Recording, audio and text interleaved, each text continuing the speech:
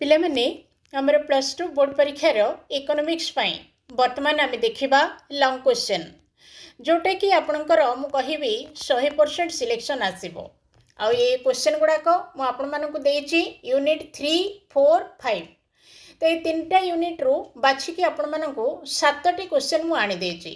Okay तो मोट उपरे एठी गोटे कथा कहबी तापर आम वीडियो आरंभ करबा। यूनिट 3, 4, 5 रो ए 7टा प्रश्न तो मुझे आनी बोली आपको कहली। तेबे जेतेबेले आम सिलेबस डिस्कसन करथिले सेतेबेले मु आपण मानकु कहिथिली जेहेतु आमर यूनिट अनुसार लिखिया पई किछि बाध्य करा जायनि इकोनॉमिक्स रे आपण जे कोनोसी 3टी लॉन्ग क्वेश्चन लिखि परिबे। तेणु मो हिसाब रे आपण माने यूनिट 3, 4, 5 रो जदि लॉन्ग क्वेश्चन पढुचंती हुए तो आपणकर कंप्लीट लॉन्ग क्वेश्चन हो जाई पारे परीक्षा रे आपण सब किछि लिखि देई पारंती। आ एमति रे भी ए जाय तो आपण बसि नथिबे किछि ना किछि रेडी हेथिबे ता बाद ए 7टी प्रश्न वर्तमान आमे देखिबा जायले मध्ये आपण माने परीक्षा रे लिखि परिबे। ओके तो एति कहली एबे जिबा देखिबा हमर प्रथम प्रश्न।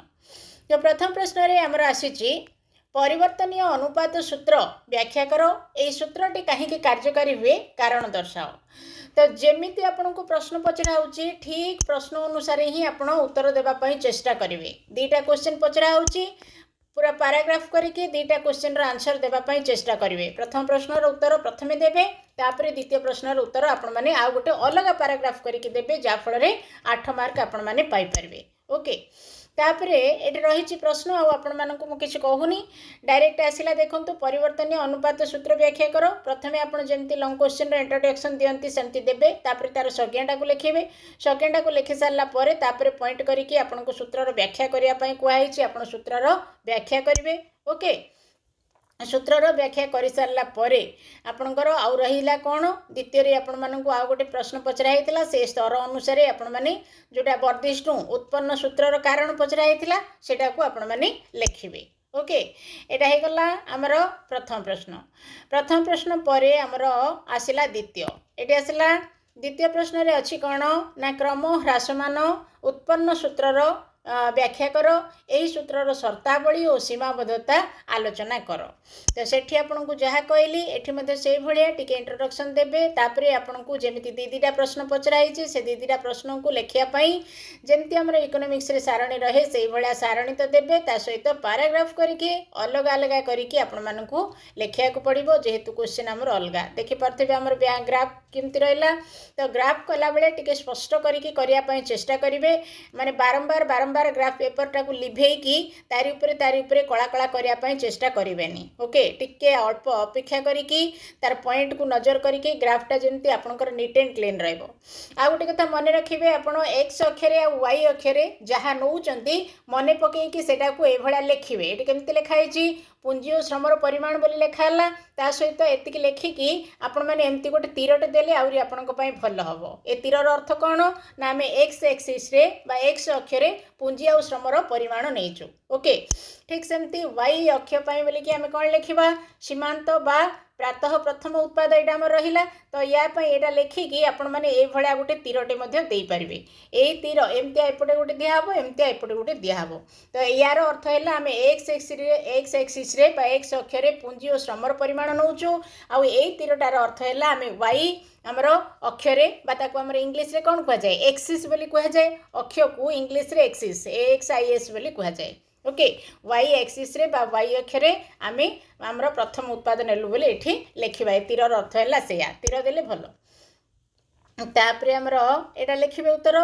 नेक्स्ट हमर रहला 3 नंबर प्रश्न। 3 नंबर अछि क्रम ह्रासमान उत्पन्न सूत्र केवल कृषि क्षेत्र रे प्रयोज्य ताकू आलोचना करो। ओके तो या पई मथे इंट्रोडक्शन आपण माने देई देबे तापरे आलोचनाटा को धीर सुस्थ रे जेमिति हमर करबा कथा आपण माने से भळा करि करि चलिबे। तो ए क्वेश्चन आपन को टिके सहज पड़िबो तेनु जदि परीक्षा रे आसिला एटा को प्रेफरेंस देके लिखिबे। तापरे आसिला हमर नेक्स्ट क्वेश्चन एटा हमर यूनिट 4 रो से 3टा यूनिट 3 रो या हमर यूनिट 4 रो प्रश्न। एटा अछि आय काहाकू कहंती विभिन्न प्रकार आय विषय वर्णना कर और सेमानक मध्यरे थिबा संपर्क रे आलोचना कर। तो एका संगरे हमकु तीनटा प्रश्न पचरा होची तेणु आमे प्रथमे कोन करिबा जेंति हमर इंट्रोडक्शन देबा कथा देबा तापरे आय कोन लेखिबा आय कोन लेखिला परे ता परवर्ती क्वेश्चन पैराग्राफ करिकि आपनकु लेखिया को पड़िबो। देखि परथिबे म एटी खाली स्क्रोल करूची आ आपनकु अधिक किछि मु कहिबिनी। क्लियर हेले तापरे जिबा आमे देखिबा हमरो नेक्स्ट आय।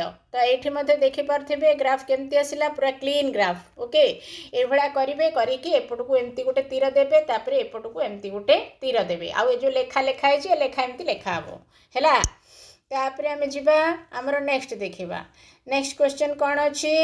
नेक्स्ट क्वेश्चन अच्छी आमर ये पूरा 3टा खंडे ग्राफ अच्छी। तो परीक्षा रे आपण माने ग्राफ पेपर बेसी नष्ट करेंगे कहीं एत गुड़े ग्राफ करने बाय चांस जब आपको ग्राफ पाइबनी ताहले असुविधा एक्स्ट्रा देवेनि आपको तेणु ग्राफ कला बेले टिके देखिए करेंगे जमती कि आपंकर बेसी नष्ट हेनी कि बेसी कला कला हेनी। तापर आसला एटा हमर नेक्स्ट क्वेश्चन जोगाण कहले कौन बुझ जोगाण को प्रभावित करुवा उपादान गुड़िक आलोचना कर। ओके ताले एठी भी हमको 2टा प्रश्न पचरा होची से इंट्रोडक्शन देबे देकी प्रथमे जोगाण कोन लेखिबे तापर जोगाण को कोन प्रभावित करूची ताकू आपनको आ गोटे पैराग्राफ रे लेखिया को पड़िबो। ओके तो जोगाण को मुख्यतः हमर लाभर आशा रखी कि जोगाण करा जाए तापर आर पॉइंट गुडाक एभଳି भाबरे पॉइंट दे दे क ख व करिकि लेखिबे। तापर आसिला हमर नेक्स्ट प्रश्न एठी पचरा जाउची जोगाण सूत्र व्याख्या कर। ओके जोगाण सूत्र को व्याख्या करने गोटे डायरेक्ट प्रश्न पचराई जहाँ जमी आपंकर उत्तर लिखा कथा ये स्क्रीन पर मुझे उत्तर आनी एठू आप देखि देखिकी लिखे। नेक्स्ट आमर परवर्ती प्रश्न आसला जे स्वाभाविक दाम ओ बजार दाम मध्य पार्थक्य दर्शाओ। स्वाभाविक दाम कौन बजार दाम कौन दुटा भितर पार्थक्य दर्शाया पड़ो।